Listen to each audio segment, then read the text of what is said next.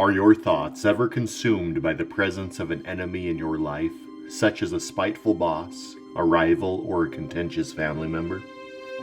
While facing real or perceived enemies, the limbic system of the brain is activated, which controls our instincts to fight, take flight, or freeze in dangerous situations. Although these instincts help protect us from danger, if we are not careful, we can lose sight of our priorities and place our enemies at the center of our lives. To illustrate the effect of an enemy-centered life, we will examine characters from Batman Begins, The Princess Bride, and The Incredibles. Bruce Wayne's journey to become Batman began when he was a little boy. While playing in the garden with his friend Rachel, he fell down a shaft and broke his arm. What happened next created with him a fear of bats, which he carried with him the remainder of his life. One night while attending the opera with his parents, his fear of bats was triggered by the imagery he saw on stage.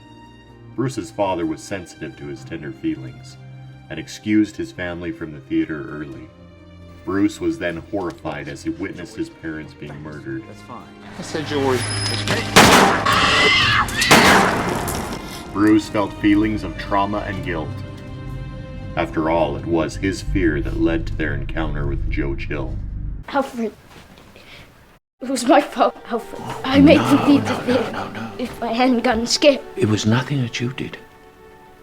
It was him, and him alone.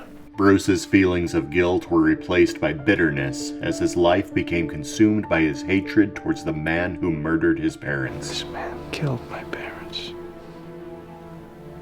I cannot let that pass, and I need you to understand that, please. Bruce prepared to avenge his parents, but received a devastating blow when that opportunity was taken from him. All these years I wanted to kill him. Now I can't. Bruce Wayne had become a murderer in his heart because his life was centered on his enemy. Your father would be ashamed of you. Rachel's words burned in his heart as he recognized he had lived a very different life than his father, who had built his life on honorable principles and sought to make the world a better place.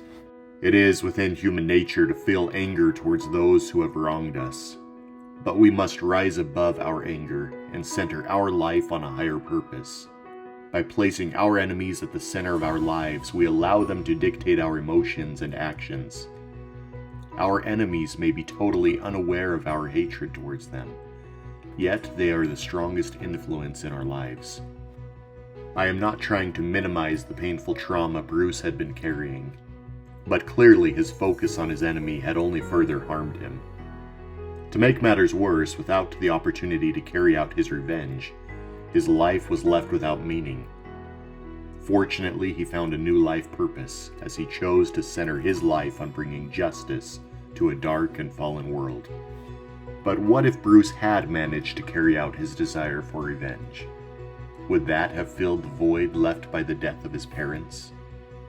The answer to this question can be found by examining Inigo Montoya's story in The Princess Bride.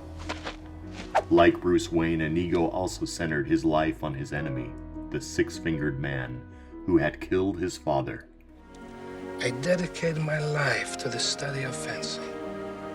So the next time we meet, I will not fail. Consider how your life would suffer while spending 2 decades preparing for a single moment of revenge. You see, I cannot find him. It's been 20 years now. I started to lose confidence. I just work for Ficina to pay the bills. It's not a lot of money in revenge. Remember this. Never forget this. When I found you, you were so slobbering drunk you couldn't buy brandy. Inigo's story has a different ending than Bruce Wayne's. He carried out his lifelong desire to avenge his father. But what was he left with after this great feat? It's very strange. I have been in the revenge business so long. Now that it's over, I don't know what to do with the rest of my life. It is truly sad to consider Inigo was left empty because he had killed the very center of his life. I always cheer at the death of the evil Count Rugen. But the fundamental problem with having this incorrect center is that your life is dictated by other people. Fortunately, Wesley gave Inigo an opportunity to pour his life into something new. Have you ever considered piracy?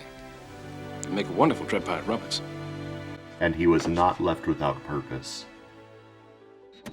A third example illustrates how placing your center on a hero can also lead you down the wrong path. Buddy was an intelligent boy who was destined to be a brilliant inventor. He looked up to superheroes and wanted to be one. But Buddy's special gift was not manifested in extraordinary physical abilities. It lied within his brilliant mind. He centered his life on Mr. Incredible and wanted nothing more than to be his sidekick. But what happened when his hero let him down? The center of his life came crashing down. This is because I don't have powers, isn't it? Well, not every superhero has powers, you know. You can be super without them. Buddy was right. You can be super without physical superpowers. Like Buddy, our power lies within our minds, manifested by the unique talents God has given to each of us. Instead of shifting his center from a single hero to a cause he could pour his talents and passions into, he focused his attention on a hero who had let him down. Since Mr. Incredible and every other super had become his enemies in his eyes, he eliminated them one by one and fabricated a disaster to place himself as the hero of society.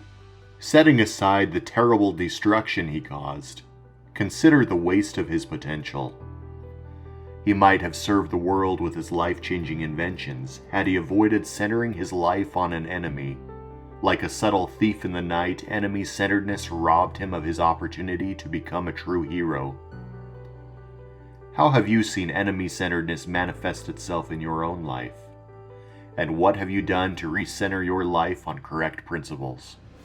Please leave your thoughts in the comments section below.